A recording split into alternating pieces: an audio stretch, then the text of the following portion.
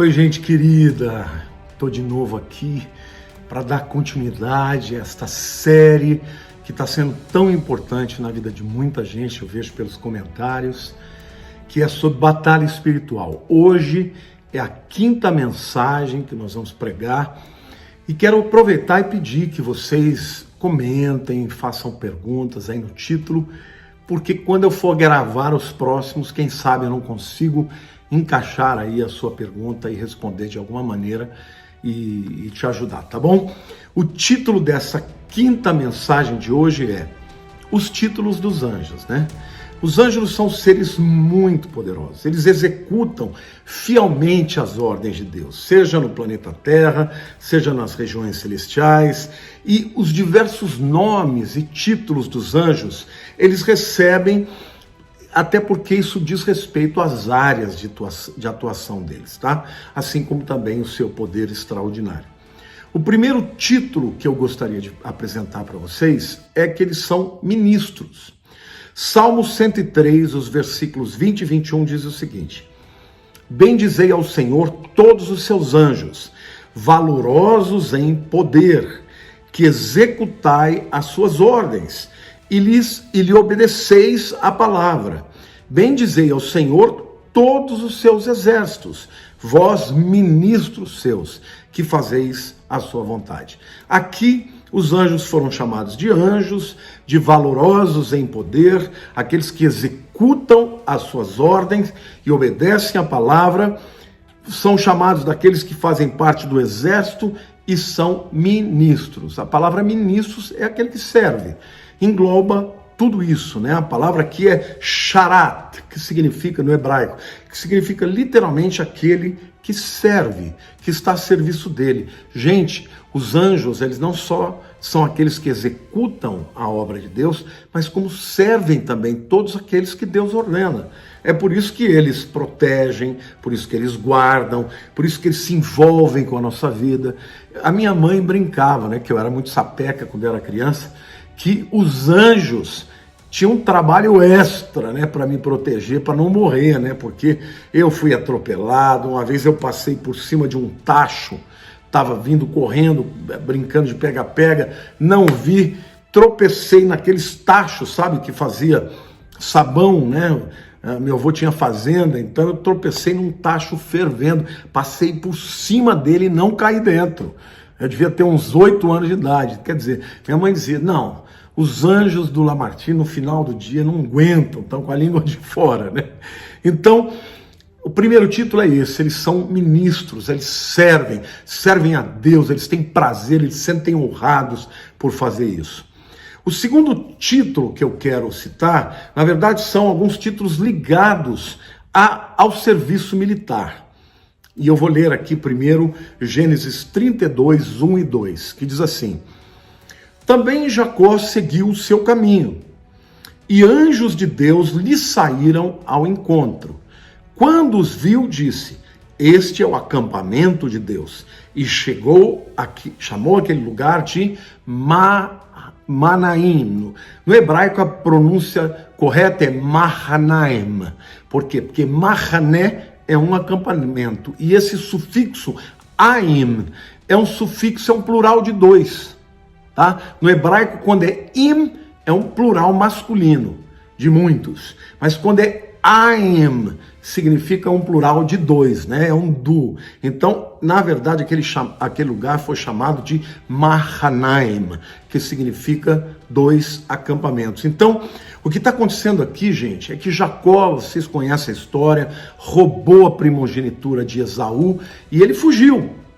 Foi embora lá para Babilônia, lá para Arã, que hoje fica na região do Iraque, né? Lá ele ficou com seu tio Labão durante 20 anos, e 20 anos depois ele sai de lá casado com 2 mulheres, com um grande rebanho, com riquezas, e ele volta para encontrar o seu irmão, tá? Que não o via há 20 anos, que não o via e ele também não via.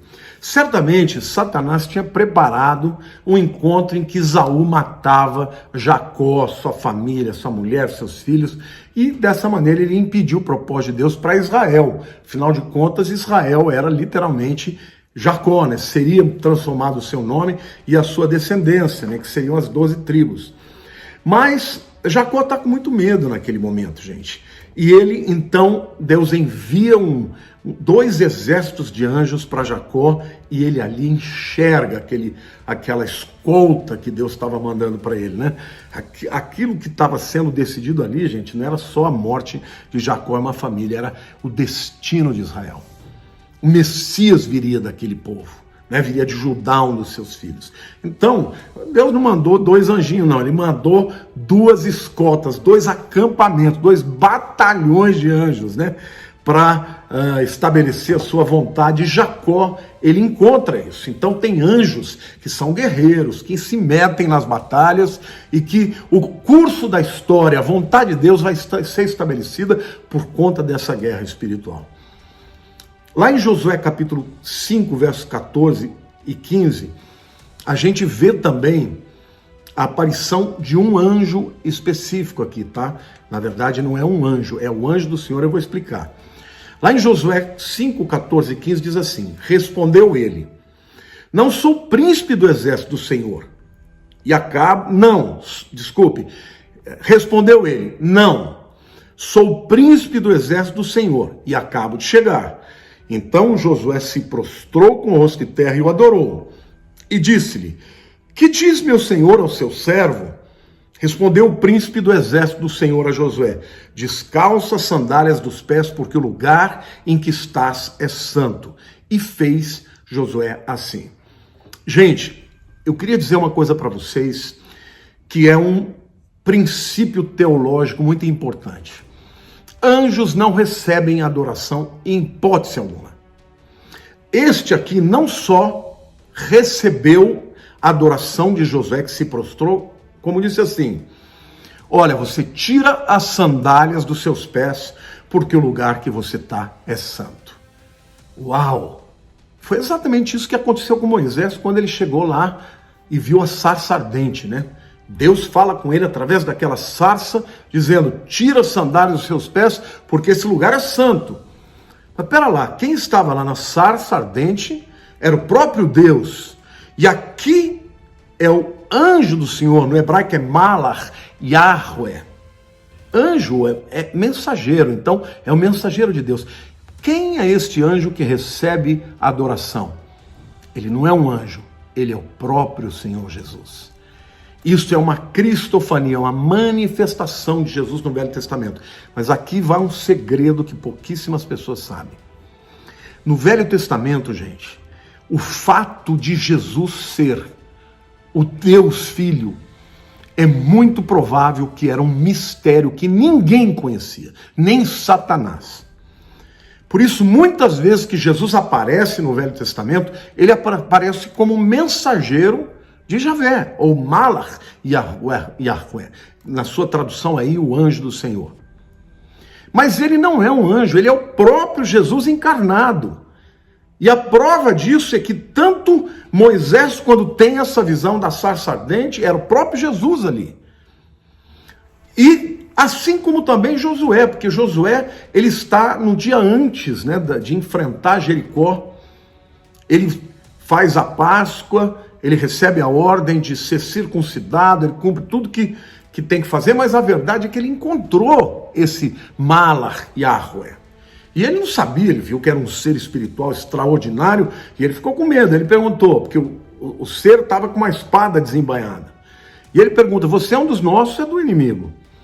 E a resposta ele fala, não sou do inimigo, eu sou o general, eu sou o capitão dos exércitos de Israel. E é o seguinte, Josué, tira as sandálias do teu pé, porque o lugar que você está é santo. Por que é santo? Porque o próprio Deus estava lá.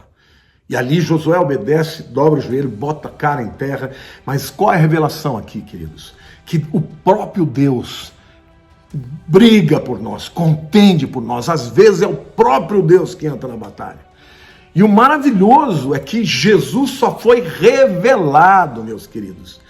Eu creio que a revelação de que ele era o Filho de Deus, o próprio Deus, foi revelado quando ele se encarnou. E quando ele volta dos céus, né, a entrada dele nos céus, é aquele salmo que diz, Oh, levantai, ó portas, as vossas cabeças, para que entre o Rei da glória. Ali é Jesus, depois que esteve no inferno, depois que venceu Satanás, depois que arrancou as chaves do Hades, do inferno, e ele entra na presença de Deus nas glórias. Ali ele já é conhecido como Rei dos Reis, como Filho de Deus, como Deus Filho. A partir daí, no Novo Testamento, nenhuma vez mais ele é visto como um anjo.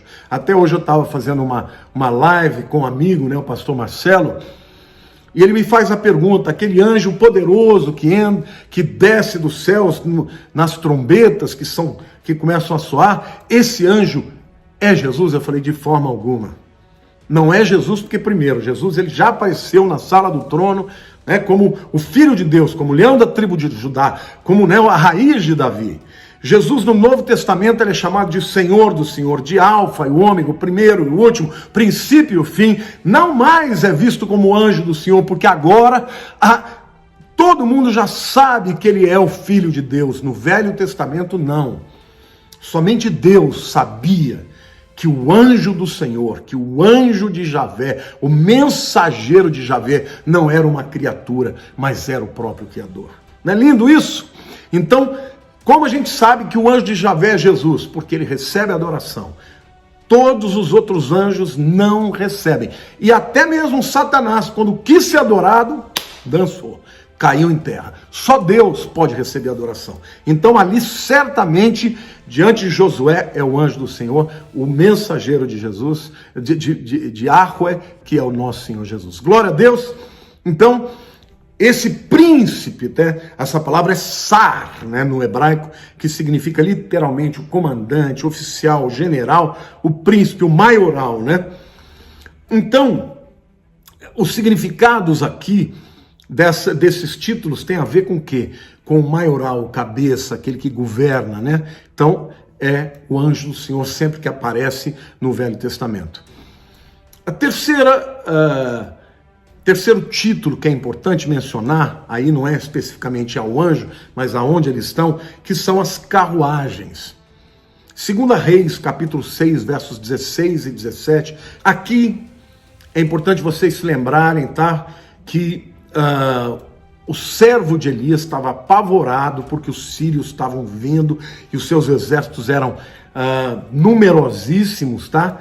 E Eliseu tranquilo, e lá o servo dele falando: ai meu Deus, eles estão aí, eles nos vão derrubar, eles vão nos matar. E aí a Bíblia diz assim, 2 Reis 6, 16 e 17, Eliseu, falando, ele respondeu: não temas, porque mais são os que estão conosco do que aqueles que estão com eles.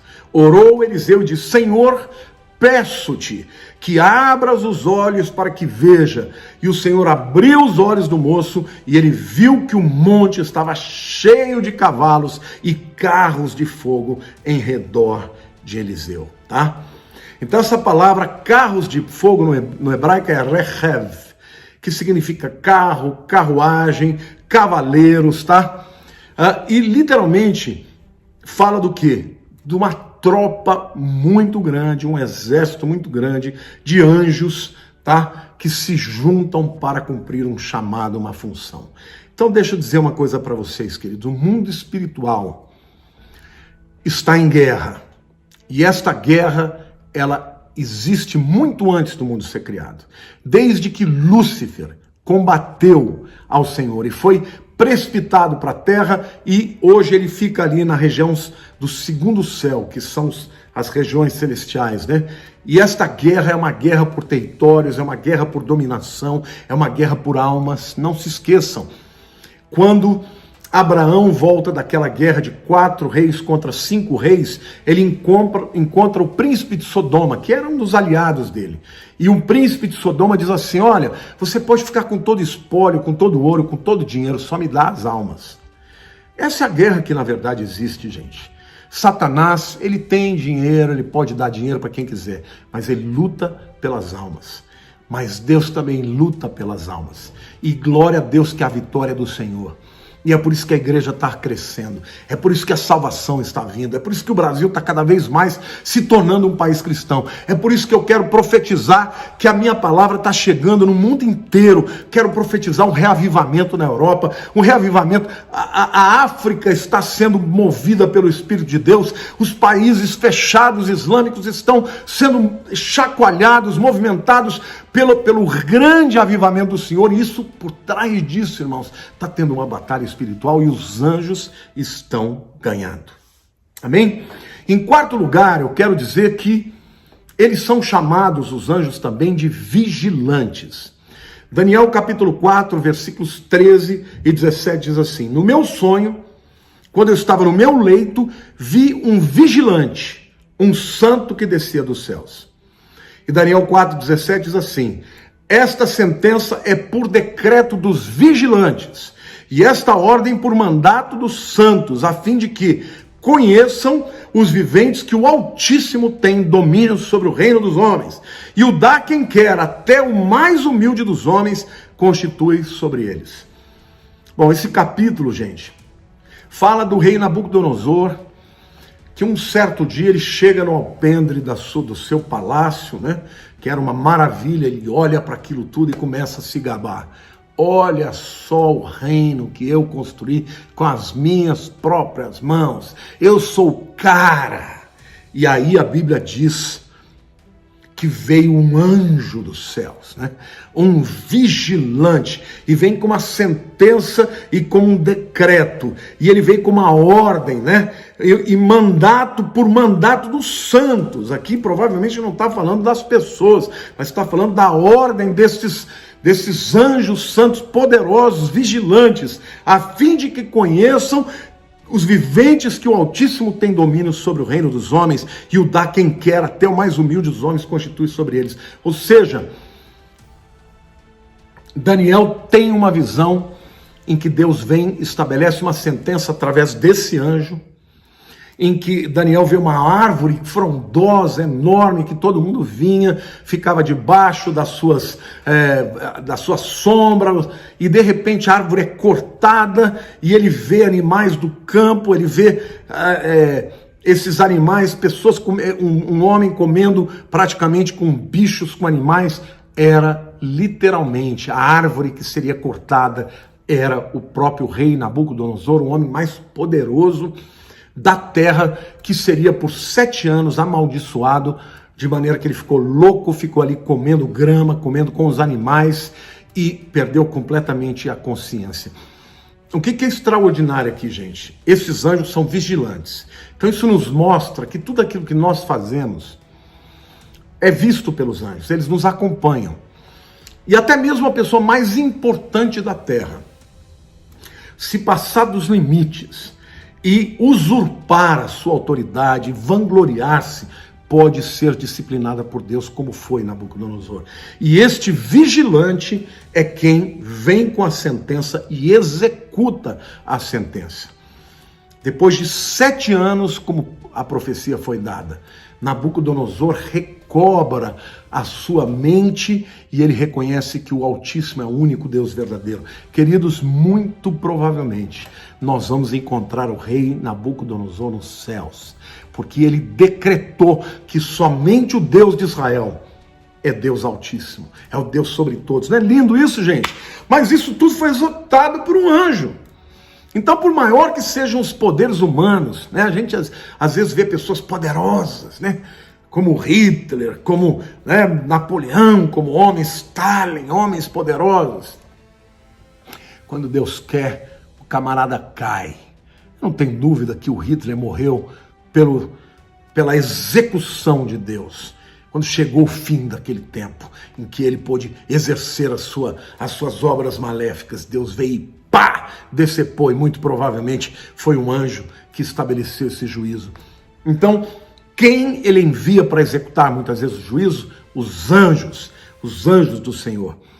Mas os anjos também têm os títulos de filhos de Deus. Está lá em Salmo 29, versículo 1. Tributai ao Senhor, filhos de Deus. Tributai ao Senhor glória e força. Tá? Deixa eu dizer uma coisa aqui para vocês. Essa palavra no hebraico, filhos de Deus, é bnei, filhos, Elohim é um dos nomes de Deus. Elohim sempre trata do Deus que criou todas as coisas, é o Deus criador. Lá Gênesis 1 diz, no princípio criou Deus os céus e a terra. E no hebraico é Bereshit barach Elohim et hashamayim ve'et haaretz. Ou seja, quem criou os céus e a terra é Elohim. Isso diz respeito ao nome de Deus por ser criador. Os anjos, como todas as criaturas, são filhos de Elohim. Porque Deus criou todos os seres vivos, não é isso? Mas há uma outra palavra para Deus, que é o nome que Deus falou de si mesmo. Lá em Êxodo capítulo 3, quando ele se revela para Moisés. Quando ele perguntou, quem é que vai me enviar? Eles vão perguntar, ele diga, eu sou o que sou. Tá? Esta palavra é Yahweh.